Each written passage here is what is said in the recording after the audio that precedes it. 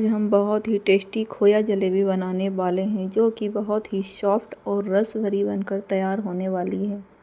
यह बुरहानपुर की फेमस मिठाई है खोया जलेबी। आप भी इस मिठाई को घर पर आसान ट्रिक से इसी तरह से बना सकते हैं। मैं आपको एक जलेबी हाथों से तोड़ते हुए दिखाऊंगी कि यह कितनी सॉफ्ट और रस भरी बनकर तैयार हुई है। आप भी इसी तरह से खोया जलेबी बनाना चाहते हैं तो रेसिपी के अंत तक बने रहें। और आपको मेरी रेसिपी पसंद आती है तो मेरे चैनल को लाइक, शेयर एंड सब्सक्राइब करना ना भूलें। तो चलिए अब हम रेसिपी को चालू करते हैं। उसके लिए हमने जलेबी की चाशनी बनाने के लिए हमने एक कढ़ाई ले ली। उसमें 1 कटोरी शक्कर डालेंगे जो वजन में 150 ग्राम होगी। उसमें उसी कटोरी से जिस कटोरी से हमने शक्कर ली है उसी कटोरी से 1.5 कटोरी पानी ऐड करेंगे, जिससे कि हमारी जो जलेबी की चाशनी है वह परफेक्ट बनकर तैयार होगी। पानी ऐड करने के बाद हमें चाशनी को मध्यम आंच में पकाना है और इसे हम तब तक पकाएंगे जब तक कि हमारी चाशनी में अच्छे से उबाल नहीं आ जाती। आप देख रहे हैं कि चाशनी में उबाल आ चुकी है, तो हम इसी तरह से हिलाते हुए इसे कुछ देर और पकाएंगे। कुछ देर बाद हम हाथों से चेक करेंगे कि हमारी चाशनी में एक तार आया है कि नहीं। इस तरह से हमारी चाशनी चिपचिपी हो चुकी है, तो अब हम गैस की फ्लेम को बंद कर देंगे। अब हमारी जलेबी की चाशनी बनकर तैयार है, तो अब हम इसे ठंडा करके एक बाउल में निकाल देंगे। चाशनी को एक साइड रख देंगे। अब हम जलेबी के लिए आटा लगाएंगे। मैंने 1 कटोरी खोया लिया है, यह वजन में लगभग 100 ग्राम होगा। खोया डालने के बाद हम इसे हल्के हाथों से क्रश कर लेंगे। उसके बाद मैंने जिस कटोरी से खोया लिया था उसी कटोरी से 1.5 कटोरी के लगभग मैं गेहूं का आटा ले रही हूँ। आप चाहे तो इसकी जगह मैदा भी यूज कर सकते हैं। मैं गेहूं के आटे से जलेबी बनाने वाली हूँ। अब हम इसमें 1 चुटकी मीठा सोडा ऐड करते हुए इसे हाथों की सहायता से अच्छे से मिक्स कर लेंगे।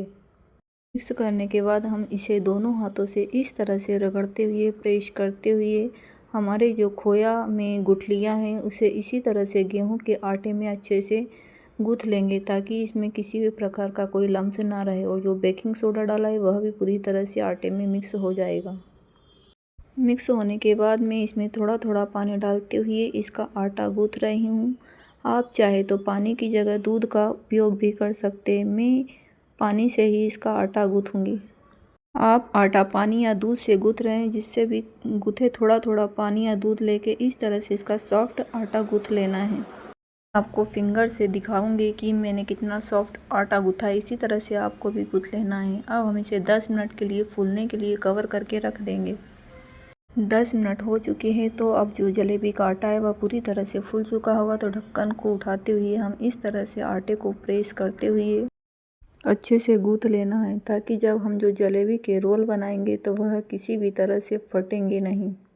अब जो हमारा जलेबी का आटा है वह पूरी तरह से सॉफ्ट हो चुका है, तो अब हम इसके रोटी के आकार के छोटे छोटे पॉइंट तोड़ लेंगे। अब हमारे सारे पॉइंट टूट चुके हैं, तो उसमें से एक पॉइंट को उठाते हुए इस तरह से रोल करते हुए इसे लंबा कर लेंगे।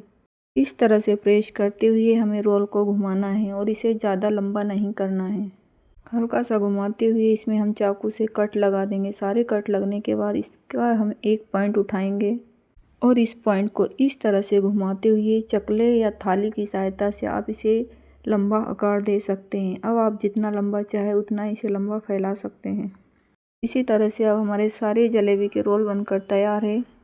अब मैंने एक रोल को उठा लिया है। अब इसकी मैं जलेबी बना के दिखाऊंगी। रोल को इस तरह से जलेबी का आकार देते हुए जो लास्ट वाला पॉइंट है उसे उठाते हुए हम जलेबी के ऊपर चिपका देंगे, ताकि जब हम इसे फ्राई करेंगे तो इसका पॉइंट खुलेगा नहीं। इसी तरह से अब हमारी सारी जलेबियाँ बनकर तैयार हो चुकी है। तो अब मैंने तेल गर्म होने के लिए रख दिया था। थोड़ा सा पॉइंट डालते हुए चेक करेंगे। अब हमारा तेल गर्म हो चुका है, तो इसमें एक एक करके हम सारी जलेबियाँ कढ़ाई में डाल देंगे। सारी जलेबियाँ डालने के बाद हम गैस की लो को कम करते हुए इन्हें मध्यम आंच में पकाएंगे। जलेबियाँ एक साइड से फ्राई हो चुकी है, तो चिमटे की सहायता से हम पलटाते हुए इन्हें दूसरी साइड भी इसी तरह से फ्राई कर लेंगे। और इन्हें तब तक फ्राई करना है जब तक कि इनका कलर हल्का सुनहरा नहीं हो जाता। आप देख रहे हैं कि हमारी सारी जलेबियाँ बनकर तैयार हो चुकी है। मैं चिमटे की सहायता से एक एक जलेबी उठाते हुए जो हमने चाशनी बनाई थी उसमें डालते हुए इस तरह से प्रेस करते हुए सारी जलेबियों को डुबा देंगे। गर्मा गर्म जलेबी हम चाशनी में डालेंगे तो जो हमारी जलेबी है वह बहुत अच्छे से चाशनी को सोख लेगी और यह बहुत ही सॉफ्ट और रस भरी बनकर तुरंत खाने के लिए तैयार होगी। इस तरह से बहुत ही कम समय में बहुत ही स्वादिष्ट और रस भरी खोया जलेबी बनकर तैयार है।